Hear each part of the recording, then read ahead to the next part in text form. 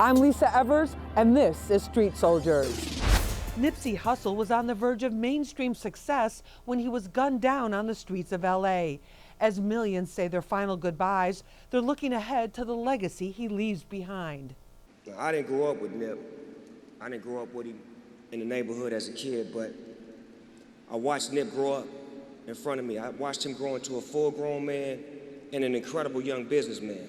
Thousands of people filled the Staples Center in Los Angeles to celebrate Nipsey Hussle's life and mourn their loss. His son and his mother showing their personal strength despite their pain.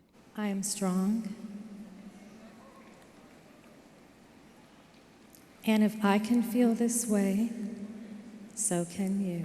In the morning, Aramis would say respect at the window.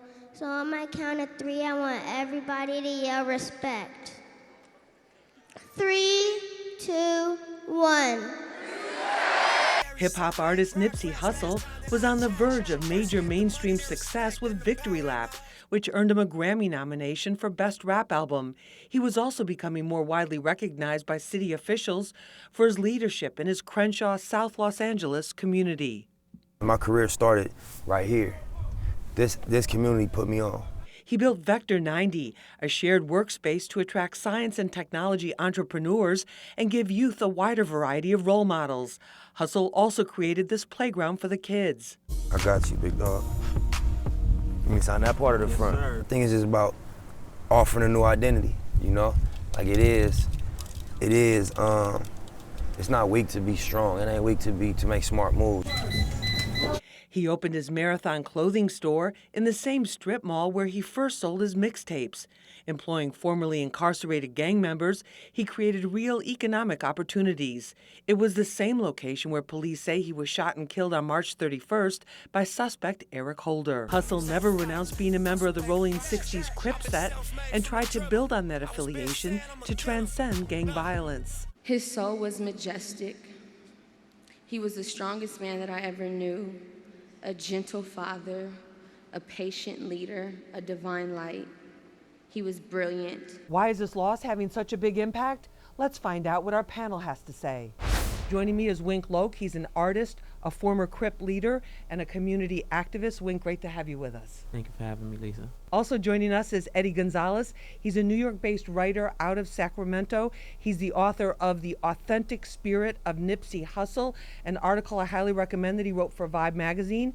He's also the editor-in-chief of IMGN Media. Eddie, great to have you with us. Thanks for having me. Thanks so much. Also with us is Torre. He's the host of the tour guide on Sirius XM's Hip Hop Nation. He's the CEO of Internal Affairs Entertainment and also a lyricist, actor, entrepreneur, traveling and working all over the country. Torre, great to have you with us. Thanks for being here. Thank you so much. Let me start with you. Why are people hurting so much behind this? You know, Nipsey was one of those gentlemen, one of those people that, you know, he touched a lot of different people in a lot of different ways. Obviously, as a recording artist, he had his fan base. And like you said, I think he was really on the cusp of breaking out and really being a mainstream success. But those who knew about the music and knew who Nipsey was, you know, they knew him. But he was just more than that, you know, like an advocate for, you know, nonviolence in the streets, you know, somebody who came from gang culture, who made it out, who employed people that were unemployable, who just did things, you know. He was an entrepreneur. Like Nipsey I think he touched so many different people because he had so many layers to who he was, and I think that's why it's affecting us so many. You know, even people who weren't fans of his music, as the stories start to come out and the interviews start to come out and people just see the platforms that he stood on and just the way his mind was and the way his thought process was, I think a lot of people are realizing like this big hole that is going to be left and you know, when Nipsey's presence not being here. That there's a void that's there. And Wink, you share the same manager as he did, yeah. And you knew him personally, and my condolences to you and to all of his friends and associates. Give us a sense of what was he like as a guy? Like, how did you first meet him? I met him when he first came to New York. He came to do a video shoot with this artist named Archie Bang, and they were shooting a video. And after the video was over, he went in the store, and some rivals had ran down on him in the store, and I just happened to be in the store, and it was a lot of them, and it was just him, and you know, I didn't know him personally at the time, and you know, he just didn't back down. He just was like, I'm 6'0", what's up? You know what I mean? And what does 60 mean for us? That's his hood. Rolling 60 Crip. He chucked it up, and they really can't really like bust a move, because I think they were more in shock. Like, they had the numbers and he was just by himself. You know what I mean? After that, we got like really close and tight after that. You know, he would come to New York a lot. He would come to Vanderveer a lot. I'm not from Vanderveer, but I'm from Flatbush. He would come over there. He would always show them love. Every time he would come to New York, he would call them out, do videos with them, do music with them. So he was actively reaching out to people. Yeah. All the time. His heart was pure. And we're going to talk about that more. But Eddie, in terms of, you know, in your story, we talk about the authentic spirit. You've interviewed a lot of different artists, a lot of different athletes, and you know, high profile figures. What was it about Nipsey that really grabbed you and made you want to really go deep into this? Well, you know, like I said, he's so authentic, he's so pure. You know, like he alluded to, he was able to elevate to where he got, still being him. You know, one of the examples I used in the article was credited his very first interview. The guy asked him why he doesn't have chains on. He said, well, that depreciates. I'm all about equity. I'm all about ownership. I'm all about this.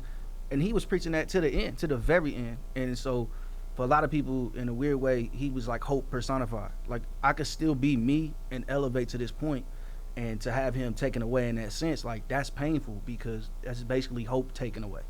And it's symbolic. But like I said, he was able to elevate and remain him through and through to the very end. And everybody just appreciated like his pure spirit and him being real like that. So was Nipsey in a gang or not? It's complicated. We're going to break it down for you coming up next.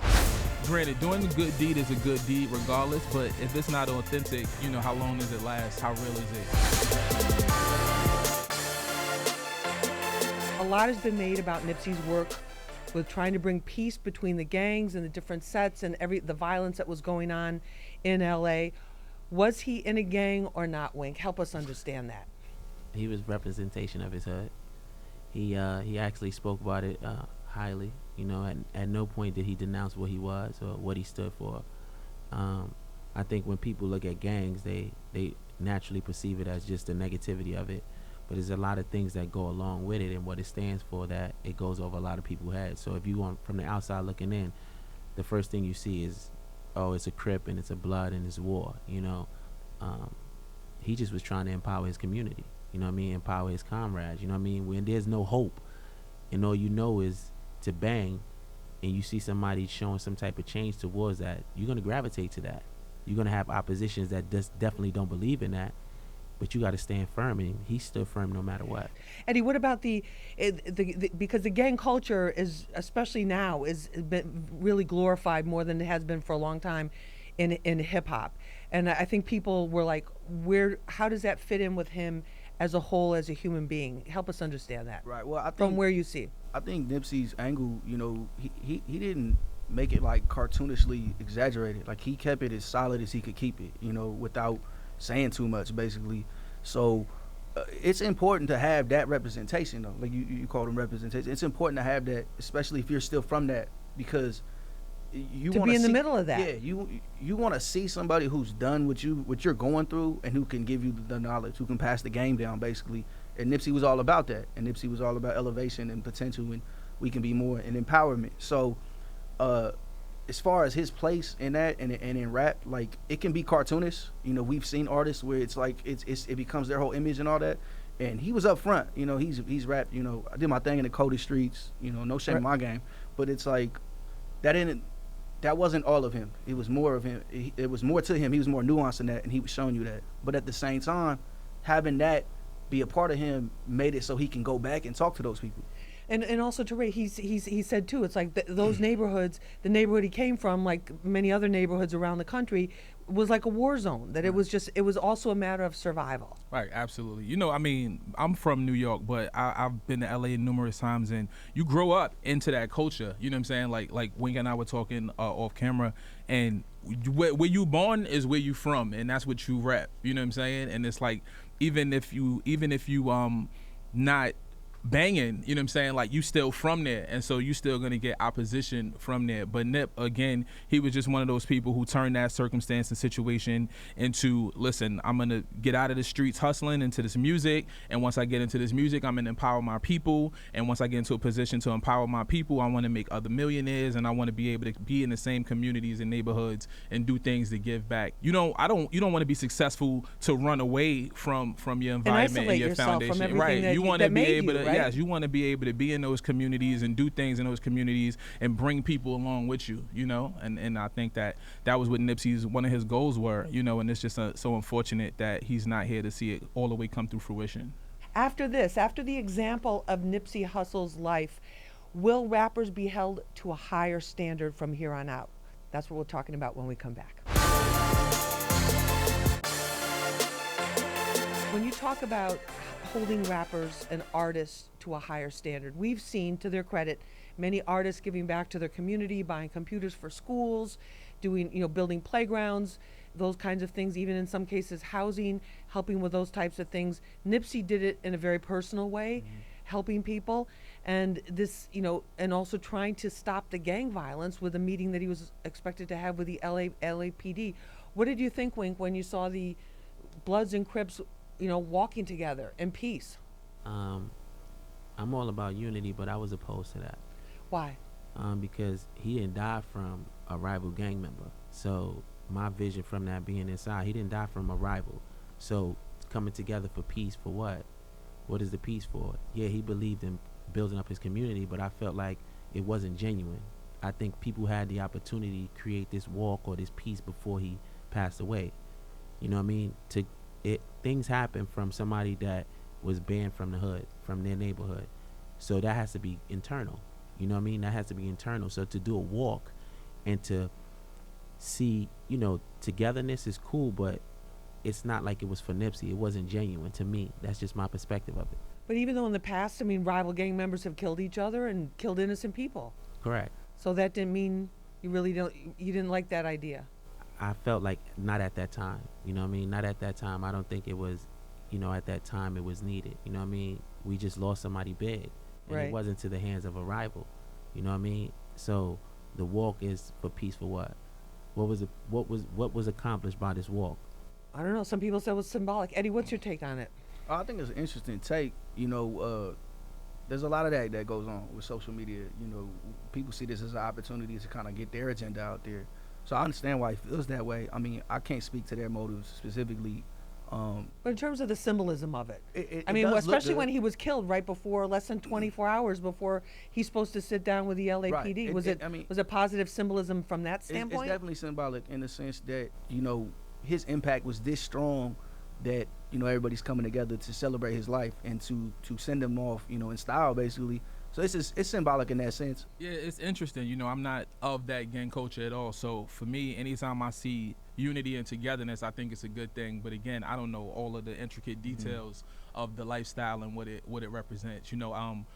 I've just been a fan of West Coast music since I was a kid, and I remember when the Bloods and Crips did an album and they were talking about truces, and so I thought it was all peace since then. I don't know that there's still banging and things like that going on to that degree. So I can't say that Wink is right or wrong in his belief and his stance, because that's what he beliees and that's the culture that he's what from. he sees, and he knew Nipsey, sure. and was but unity, I on the think streets with Nipsey. overall unity is always a good thing. Yeah, I agree, and what I would like to add though is I completely get his point, because you got to be careful about labeling this like a gang shooting.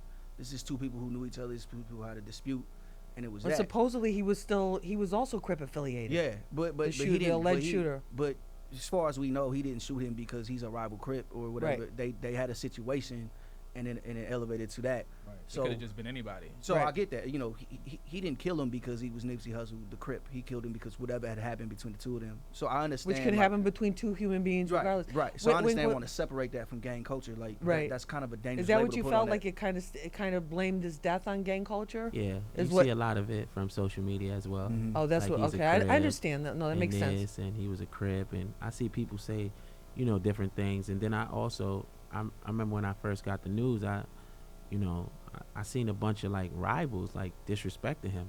You know what I mean?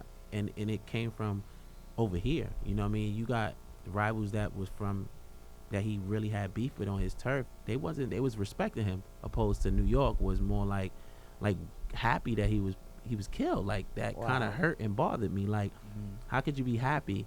But then as soon as they had this walk, those same people that was happy that he was killed was like, okay, let's have a walk in New York.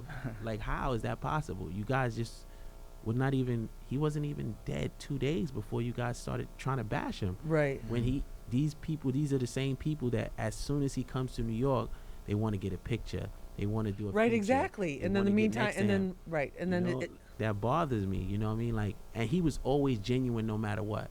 He would still, if his heart was so pure, he would just smile it off and like, it ain't. You know what I mean? You stay on point to what's going on, but he still was a great person. That's what it seemed like, because in some of the posts were really moving that people made of Jim Jones talked about him, you know, how he was looking out for him when he was out there on the West Coast. Styles P was talking about, we're going to get the juice bars, we're going to get the juice bars going, but just that Nipsey was about it in a very, very real way. What about in terms of his game changer? Now that he's been laid to rest, the memorial has happened. In terms of his legacy, Touré, do you think that now rappers are going to be expected to do more on the kind of level that he's talking about, like empowering people with real estate, getting people, educated in fields that are traditionally not looked at as careers for people coming from low income areas? What about that? I think it all has to be authentic. Granted, doing a good deed is a good deed regardless, but if it's not authentic, how long does it last? How real is it? And that was one of the things that you see so many people talking about with Nip, was that it was authentic. It was when, before he partnered with Atlantic Records, before he did this, his mission and his message was really the same. And I think that just comes with a level of maturity. Although 33 is young, it's older when you come in the game at 17, 18, 19. So you live and you learn and you grow. And, I would love to see our artists do a lot more for the communities, but it's also our responsibility to shine light on the people that do. Everybody's not on Nipsey's level as Grammy nominated, but people are still doing great things in the community. And if it's coming from an authentic place, I think that we shouldn't look at artists like, well, listen, it's on you now. You got to carry the baton. If that's right. What's in your heart, then do it. But if it's just gonna be for the moment, then we rather you not. When we come back, Nipsey's lasting impact.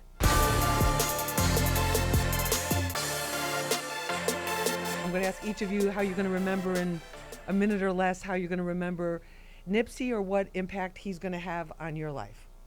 For me, Nipsey was somebody that I knew personally. I wouldn't say we were close friends, but, we stood on a lot of the same beliefs. And, I think my job is to continue on, continue doing the things that I'm doing in my community, continue putting the message out through my music, through my shows and various platforms, and also keeping Nipsey's name alive. He had a great amount of body of work, and it's important for us to continue to support that music and play that music. He also was a big proponent of being an independent artist and owning your work and catalog and masters and things like that. So, I want to be able to continue to teach that to aspiring artists and the generation to come. And keep that alive. Eddie, what impact do you think he's going to have on your life?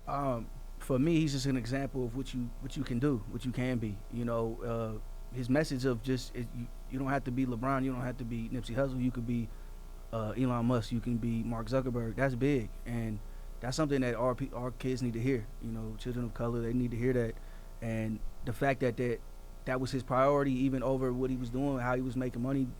That's huge, and hopefully that type of philosophy will take hold in the next generation. And Wink, final word, how will it impact you? He's just a reflection of what I aspire to be. So that's as simple I could get, man. He's just continue to be pure. Everything he stood for is what I believe in. All right. Well, on that note, I want to thank you all for being with us for this episode of Street Soldiers, the life and legacy of Nipsey Hussle. Wink Loke, great to have you with us. Thank you so much for sharing your stories and your experience. Eddie Gonzalez, great to have you on the show. Appreciate it. Thanks for having me. Thank you so much. And Touré, thanks so much for always being with us and supporting us with us. And thank you for watching this episode of Street Soldiers. I'm your host, Lisa Evers. Remember, use your mind. It's your best weapon. I hope it's your only weapon. Let's push for peace.